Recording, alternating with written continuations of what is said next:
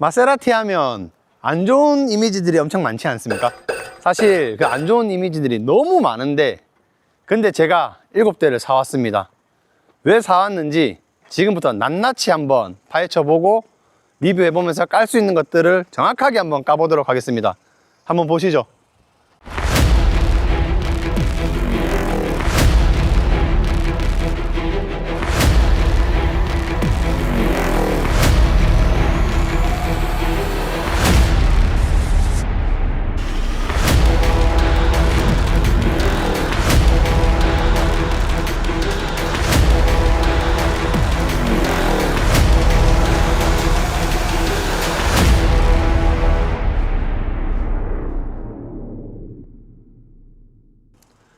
중고차 거래는 잘하고 계십니까? 슬기로운 딜러 생활의 허영입니다. 됐습니다 진짜. 마세라티를 7대를 사왔는데요, 지금 이 시기에 왜 마세라티를 7대를 샀는지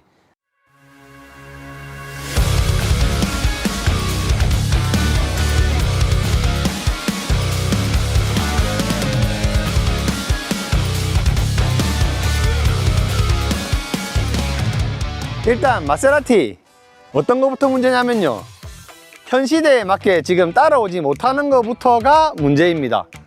일단 동급 브랜드를 봤을 때 포르쉐를 볼 수밖에 없거든요. 근데 포르쉐가 기업에 대한 가치가 이념이 어떤지 잘 아시지 않습니까? 고객에 대한 서비스부터 시작해서 차를 만드는 것까지가 전부 다 진심인 회사이거든요.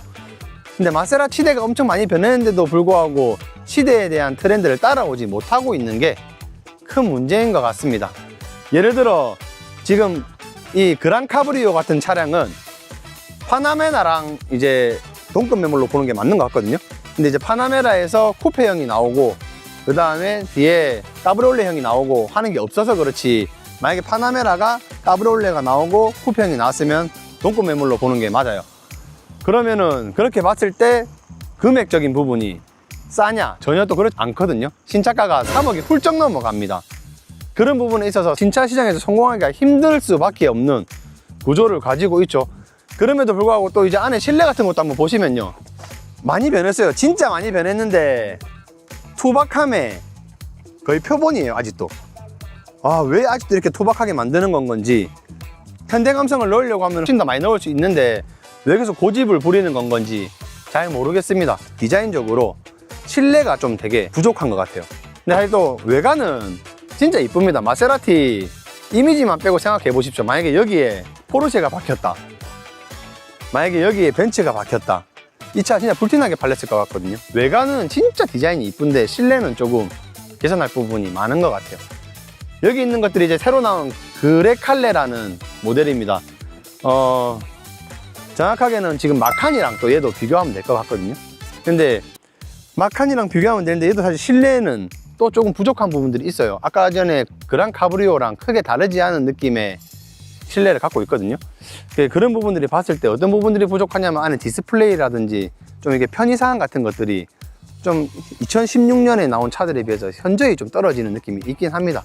그런 부분은 좀 아쉽고, 그리고 이제 전체적으로 이제 라이트 같은 부분들도 진짜 사실 누가 보면 이쁘다고 하긴 하거든요. 호불호가 맞긴 맞는데 아직도 이 한 발짜리 라이트를 쓰는 거에 대해서 저는 조금 현대적인 감성에 못 따라오고 있다라는 생각이 들어요. 이런 부분들도 실패의 요인이 아니었을까라는 생각을 하게 됩니다. 이거는 그라칼레 트레페오입니다. 그리고 얘는 그라칼레 일반 모데나 모델이거든요. 근데 얘는 이제 고성능이죠.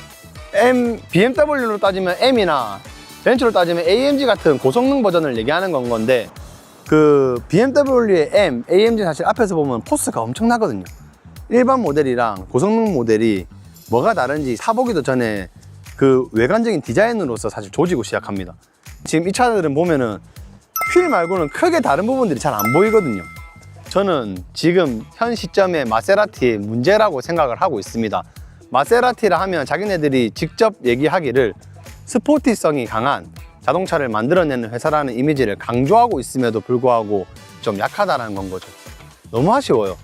그래서 마세라티가 뭔가 좀 개선을 하지 않으면 한국 시장에서 계속 살아남기 힘들 수도 있겠다는 생각을 계속 하게 됩니다.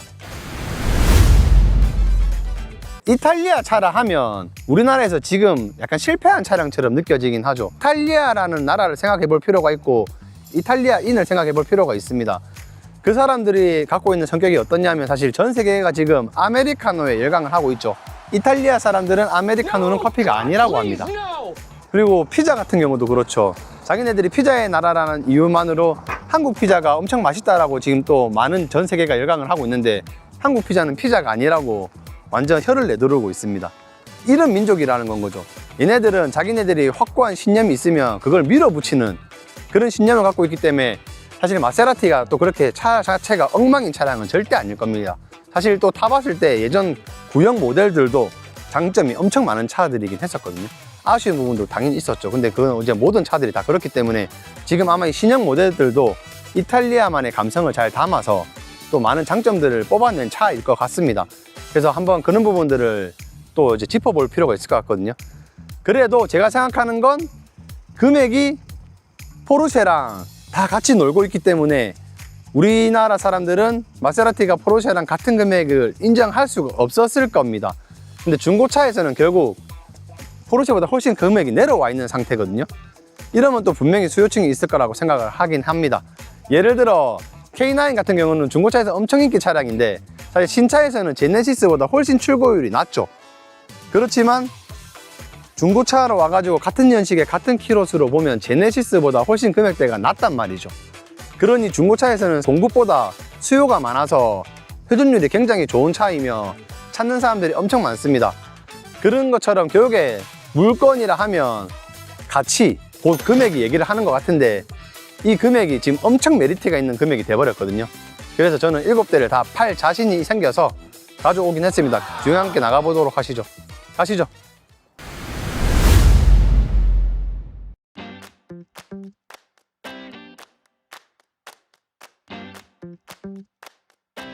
일단 방금 실내를 탔는데요. 확실히 또 장점들이 눈에 보이는 게 있습니다. 그냥 가죽이 딱 봐도 너무 좋은 가죽이에요. 사실 가죽의 두께부터 시작해서 이 질감들이나 착자감이 지금 엄청 좋거든요. 확실히 이탈리아 사람들이 이제 이런 감성은 죽어도 못 버리는 건 거죠.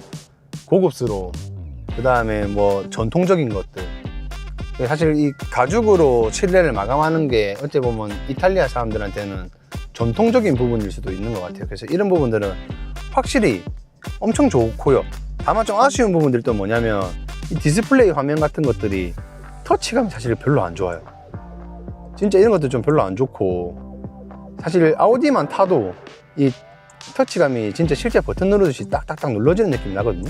사실 이게 그런 느낌이 아니라서 좀 적응하는데 시간이 걸릴 것 같다. 그 다음에 디스플레이 화면도 사실 좀 더 크게 넣어줄 수 있는데 또 그걸 좀 넣지 않은 것 같다. 이런 건 또 쓸데없이 디지털화를 했습니다. 사실 시계는 아날로그의 감성이 있는 게 저는 또 맛이라 생각하거든요. 롤스로이스를 타도 그래요. 최고급 자재들을 넣었지만 IWC의 시계를 넣으면서 사실 아날로그 감성을 넣어줬단 말이죠. 제가 앞전 영상에서 몇 번 얘기한 적이 있었는데 이 시계 같은 것들은 디지털 시계가 사실 더 정확하고 편하죠. 그렇지만 아날로그 시계가 주는 감성이 있거든요. 또 아날로그 시계를 하나 박아 넣어줬어야 되는 게 아닌가 라는 사실 아쉬움이 있습니다. 그러면서도 불구하고 이 사실 스피커가 엄청 좋은 걸 넣었던데 우리 PD가 편집을 잘 안 해줘가지고 안 잘라줄 것 같은데 제가 이 혁신적인 또라이다! 소노스 파페르 라는 이 오디오를 넣었다고 하더라고요. 다만 딱 들어가 봤을 때 비싼 것들은 오디오가 막 2억, 3억씩 하더라고요. 그리고 이제 또 다른 유튜버 분들이 하는 얘기를 들어보니 이게 시동을 꺼놓고 정차 중에 들었던 이 스피커의 음질은 그닥 좋지 않다라고 하더라고요. 근데 주행 중에 이 스피커가 주는 힘이 강한 게 이 배기 사운드에 전혀 묻히는 감 없이 이게 균일하게 이 차체 내에서 스피커에 대한 역할을 완벽하게 해준다고 하는 걸 제가 사실 봤었거든요.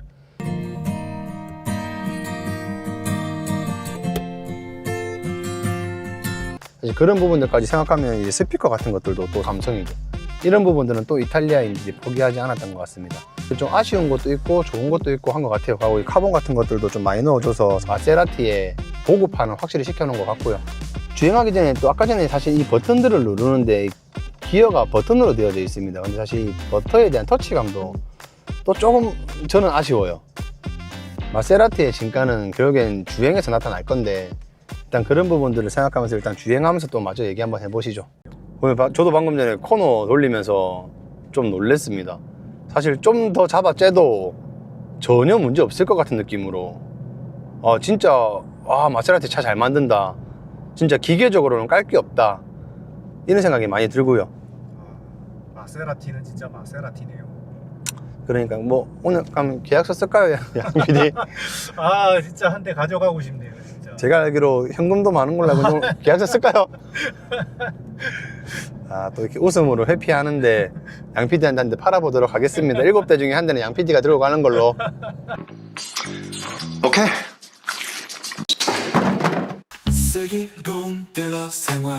일단 여기 보시면 여기 주행 모드가 설정이 되어 할 수 있거든요.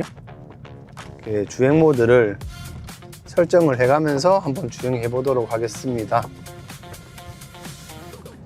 지금 사실 도로가 50km 도로라서 좀 더 이제 달릴 수 있는 도로로 나가보고 있는 중이긴 하거든요. 근데 저속도 결국에는 리뷰를 해봐야 되니까 일단 타고 있으니까 느껴지는 건 굉장히 편합니다. 쿠페형이고 GT형의 차지만 뭔가 너무 스포티함이 강하게 내재되어 있는 느낌이 안 들 정도로, 방금 방지턱을 넘어오면서도 2열에 앉아 있었다면 좀 힘들었을 것 같거든요. 그렇지만 1열에서 운전을 하는 이 운전 질감은 뭐 괜찮은 것 같습니다. 일단 엄청 부드럽고요. 마세라티가 확실히 기계적으로 차를 잘 만든다는 게 이 저속 주행에서도 좀 느껴지긴 하거든요. 일단 기본적으로 서스도 너무 딱딱하진 않아요. 제가 아까 전에 타보면서 느끼는 게 서스가 생각보다 부드럽다 라는 생각이 들어서 조금 빠르게 지나가니 또 바로 즉각적으로 딱딱함이 반응을 해서 방금 또 울컥 한번 하긴 했거든요. 근데 기본적으로 내가 생각하는 것만큼 딱딱하지 않다. 그러니까 스포츠카 같은 느낌의 딱딱함만 갖고 있는 것 같지는 않다. 근데 나중에 스포츠 모드로 돌리면 분명히 서스도 스포츠 모드가 될 겁니다. 그래서 코로사 모드도 있긴 하던데 코로사 모드까지 넣으면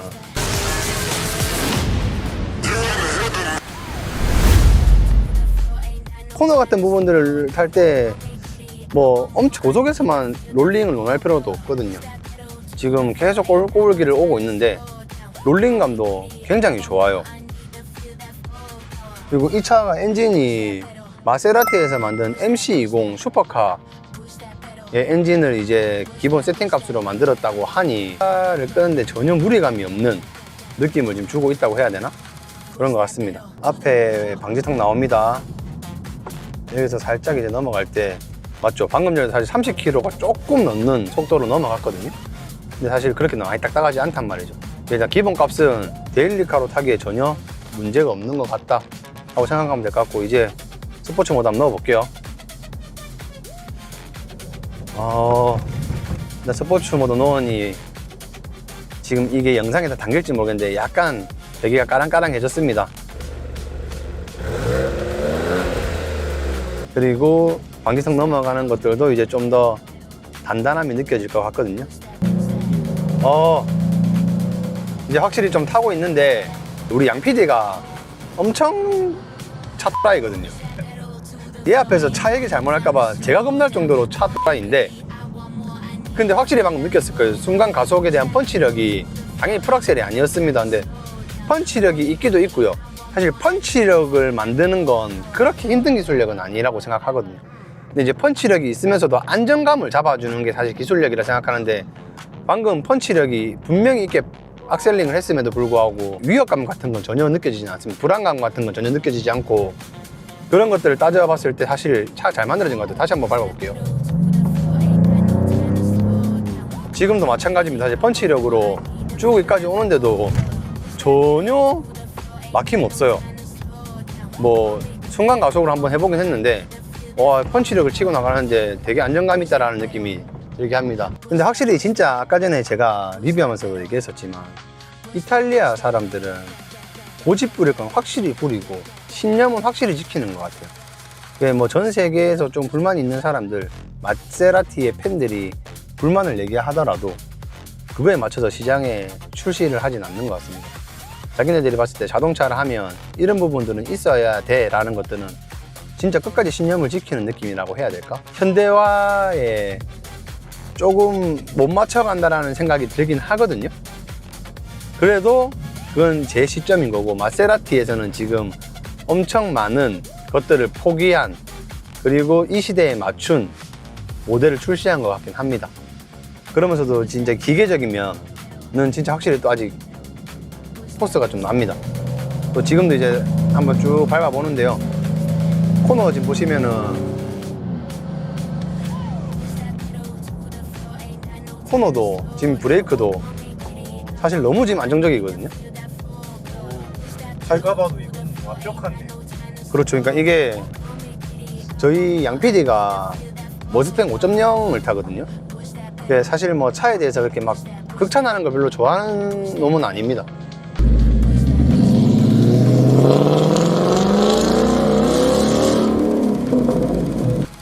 저도 방금 전에 코너 돌리면서 좀 놀랬습니다. 진짜 와, 마세라티 차 잘 만든다. 진짜 기계적으로는 깔 게 없다. 이런 생각이 많이 들고요. 마세라티는 진짜 마세라티네요. 그러니까 뭐 오늘 그럼 계약서 쓸까요, 양 PD? 아 진짜 한 대 가져가고 싶네요. 진짜. 제가 알기로 현금도 많은 걸로 알고 있는데 계약서 쓸까요? 아, 또 이렇게 웃음으로 회피하는데 양 PD한테 한 대 팔아보도록 하겠습니다. 7대 중에 한 대는 양 PD가 들고 가는 걸로. 오케이.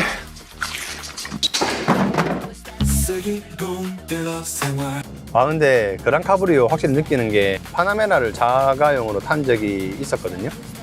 근데 파나메라 기본 모델 2.9를 탈 때보다 승차감이 뭐 전혀 떨어지는 게 없어요, 사실. 스포츠형 세단이기 때문에 사실 우리가 알고 있는 그냥 그 세단에 대해서 엄청 편안함과 안락함만을 주는 차는 절대 아니거든요. 스포티함을 분명히 가지고 있단 말이죠. 근데 그거에 대해서 또 불편하다라고 느끼시는 사람도 분명히 있을 수 있어요. 완전 그냥 세단형을 좋아하시는 분들은 그럴 수 있습니다. 특히 뭐 렉서스라든지 국산차에 길들여진 분들은 충분히 그런 느낌이 들 수 있는데, 이제 그쪽 렉서스나 국산차 대형 고급 세단을 제외시키고 이제 파나메라랑만 계속 비교해 봤을 때 정숙성 같은 거에 대해서 부족함이 하나도 없어요. 아까 그 GT 모드로 놓고 탔을 때에는 정확하게 파나메라 때보다 편한 것 같다? 혹은 비슷한 느낌의 주행 질감을 준다? 오히려 출력은 911 까브리올레보다 훨씬 더 높다고 알고 있어요. 아, 911 까브리올레보다 이게 높다고요? 출력이? 네, 출력이 더 높더라고요. 제가 이제 공부를 좀 해보니까. 카메라 주세요. 제가 이제 반대로 찍으시면 될 것 같습니다. 사실 제가 출력 같은 것들은 이번에 공부해 오지 않은 게 뭐냐면, 다른 차 영상들을 볼 때 출력 얘기 엄청 많이 했거든요. 근데 일단 기본적으로 저희 양 PD가 차를 엄청 좋아하니까 앞으로의 출력 같은 것들은 저희 양 PD가 좀 이렇게 좋은 정보를 줄 거고요. 또 사실 오늘 저는 이제 이 중고차로서의 가치를 한번 더 따져보기 위해서 그런 것들에 대해서 좀 공부를 해왔기 때문에 출력까지 생각하지 않았는데, 지금 양 PD 말에 깜짝 놀랐어요. 이게 911 까브리올레보다 출력이 높다라고 하니 그냥 스포츠형 세단이라고 하더라도 세단 느낌에 많이 가까울 거라 생각을 했는데, 출력까지도 잘 뽑아낸 차량이네요. 이게 어쩐지 탔을 때 느낌이 아까 그 펀치력에서 주는 안정감 같은 것도 그 출력에서 나오는 것 같습니다. 제가 봤을 때 이 그랑 카브리오는 이쯤만 타보면 될 것 같고요. 그레칼레 트레페오를 한번 타보면 될 것 같거든요. 일단 그 차 한번 타보면서 또 리뷰해 보도록 할게요.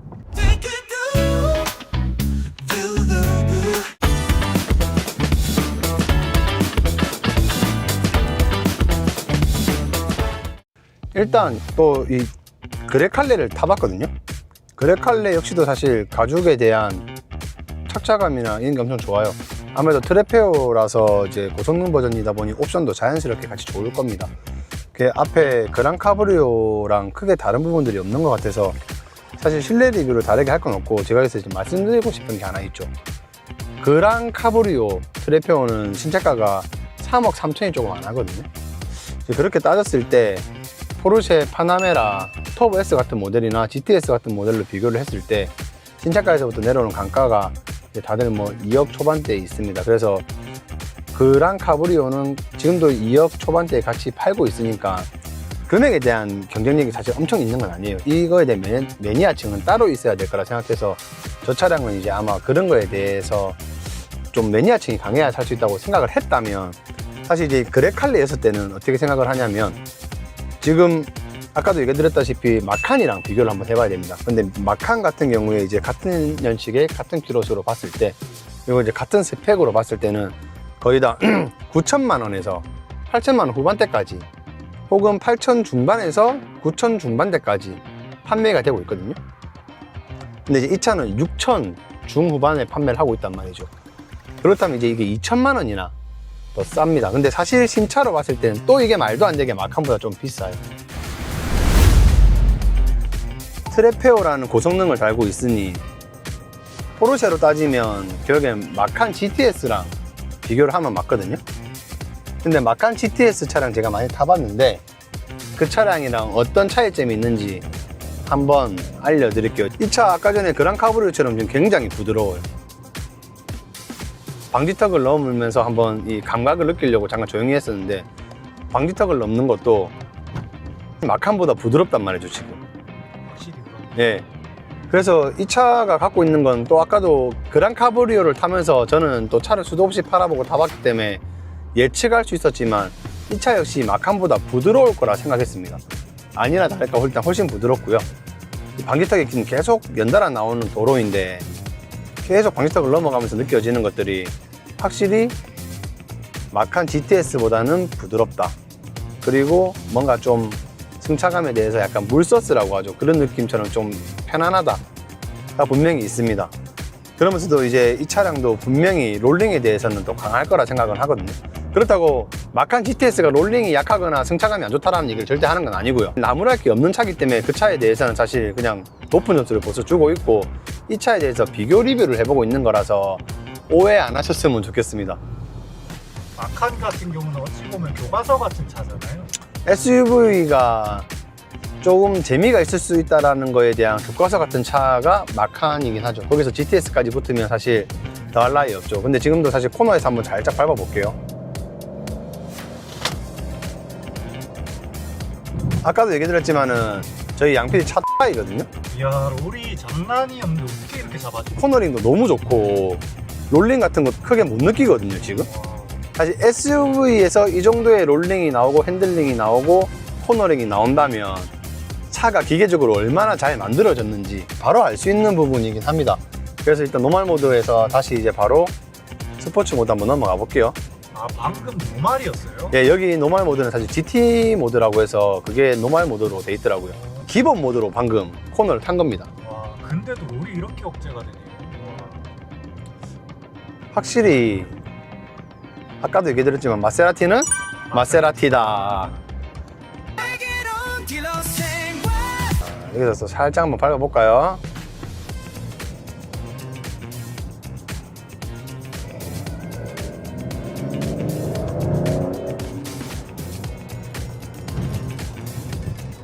확실히 그랑 카브리오보다 펀치력은 뭐 비교할 게 아니죠. 사실 신차가가 엄청나게 차이 나기 때문에 신차가가 거의 2배 정도 차이가 납니다. 그래서 뭐 비교할 건 아닌데 펀치력에 대해서는 확실히 힘이 있는데, 아까 그랑 카브리오처럼 펀치력은 이때 안정감 있는 펀치력을 주는 것 같진 않아요. 확실히 조금 펀치를 밀고 나갈 때 조금 내가 운전에 집중해야겠다라는 생각을 주거든요. 근데 아까 그랑 카브리오는 그냥 생각 없이 악셀링을 밟아도 펀치력과 안정감이 동시에 왔다면 이제 이 부분은 조금 확실히 그랑 카브리오보다 세팅값이 좀 덜한 것 같긴 하거든요. 그리고 SUV라서 사실 어쩔 수 없죠. 그 낮은 차체가 주는 안정감을 따라갈 수는 없기 때문에 그래도 SUV 치고는 진짜 안정감 있게 좋은 것 같아요. 근데 양PD는 타보고 어떤 느낌이 들어요? 이 마세라티만의 색깔이 있는 것 같아요. 이 브랜드는 제가 그냥 살짝 타봐서 GT카 성향이 굉장히 강한 것 같아요. 편안한 느낌도 굉장히 많이 주고. 양PD 아까도 얘기했지만 그 카메라 줘요. 바꾸면 되겠다. 잘하네. 근데 또 말을 왜 이렇게 차를 좋아하는 거야 진짜. 근데 또 잠깐 양PD가 차에 대해서 감상평을 하면서 또 느꼈던 게 하나 있는데, 신호 바뀌고 얘기하겠습니다. 3, 2, 1. 딱 알거든요. 아까 전에 양PD가 얘기할 때 근데 나도 또 차에 대해서 한번 더 생각을 해보자 하면서 생각을 해보니 느껴지는 게 뭐냐면, 아까 그 그란 카브리오 있잖아요. 약간 마세라티의 느낌이 좀 덜 났던 것 같아요. 어떤 말이냐면, 마세라티 하면 제가 가지고 있는 이미지는, 혹은 많은 사람들이 갖고 있는 이미지는 되게 야성미, 뭐 남자다움, 그다음에 컨트롤을 하기 좀 힘든 그런 이미지들을 갖고 있단 말이죠. 근데 아까 전에 뭐야 왜 이렇게 차 잘 만들었어? 사실 차가 똑똑하면, 차 타는 재미를 좋아하는 사람들은 똑똑하다고 욕하거든요. 그렇죠. 약간 그런 느낌이었어요. 근데 이게 SUV라서 느끼는 건지 모르겠는데, 이 차가 운전하는 데는 좀 더 사실 뭐라 해야 되지? 재밌다라는 표현이랑은 좀 다르게 좀 더 운전에 집중을 하게 합니다. 나 운전에 좀 더 집중해야 된다. 아까 그 차는 사실 뭔가 너무 안전한 느낌이 들어서, 그런데 이 차 약간 좀 재밌고 좀 집중해야 돼요.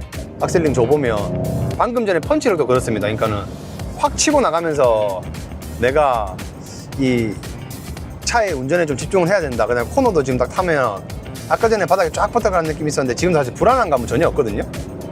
사실 지금 속도도 제법 많이 내면서 코너링을 해봤는데, 뭐 확실히 뭐라 해야 되지, 아까보다는 좀 운전에 집중을 하게 하는, 그래서 약간 운전에 재미도 좀 있는, 그래서 마칸 GTS랑 따졌을 때 약간 SUV가 가지고 있는 그 차체의 높이가 있기 때문에 좀 운전에 집중을 하게 하는데도 안정감을 주면서 약간 진땀나게 재밌게 운전하려고 하면 할 수 있거든요.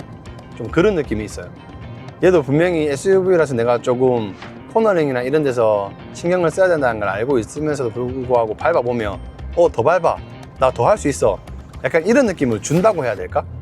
예, 확실히 그래서 그런 부분에 대해서 좀 더 재미있다.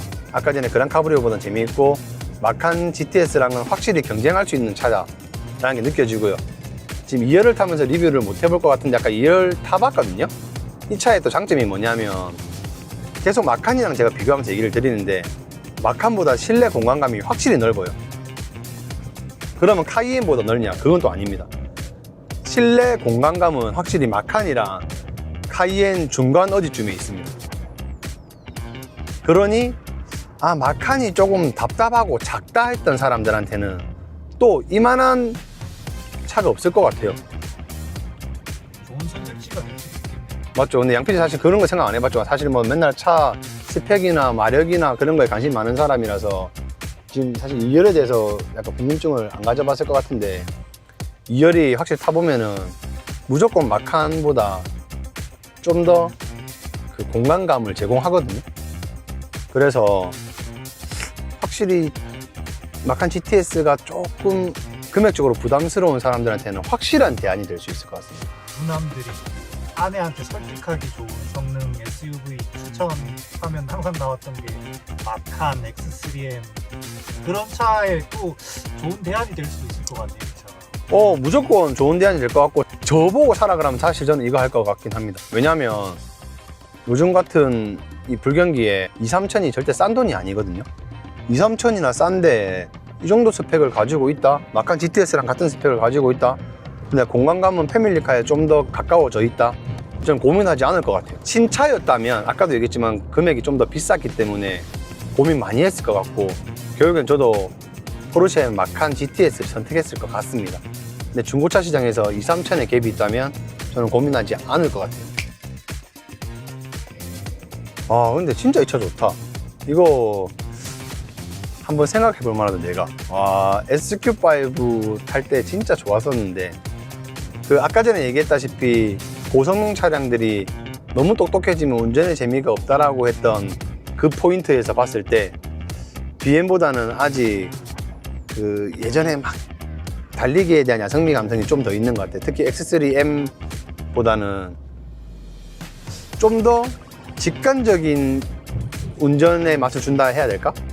확실히 있고, 사실 고성능 차량을 타는 사람들한테는 그렇잖아. 그 BMW가 약간 너무 대중화된 브랜드가 돼버렸잖아. 이 마세라티가 주는 그 아이덴티티도 확실히 있고, 그 다음에 나한테 주는 만족감도 확실히 있고, 그냥 마세라티 아직 안 죽었구나, 확실히 기계적으로 잘 만들구나, 명차구나, 그런 걸 확실히 느끼게 하네. 근데 그럼에도 불구하고 현대화 시대에 좀 못 쫓아오는 옵션이랑 느낌들이 좀 강해가지고 좀 이렇게 배제됐던 느낌이라면 많이 쫓아왔잖아. 지금 내가 봐도 디자인 괜찮거든. 그래도 저 같은 차쟁이한테는 이런 터치 스크린 이거 허용 못합니다. 이거는 이거 없어져야 돼요. 야, 그럼 니 아우디 안 타나? 아우디 안 탑니다. 저 실제로 아우디 별로 안 좋아합니다. 아, 뭐 이거 아우디를 안 타네. 아우디는 별로 안 좋아하는데 포르쉐는 좋아합니다. 니 그게 선입견이라. 니 그게 편견이라고. 니 잘못된 거라니까. 아니, 같은 플랫폼을 쓰고 같은 부품을 공유하는데 이 말도 안 되는.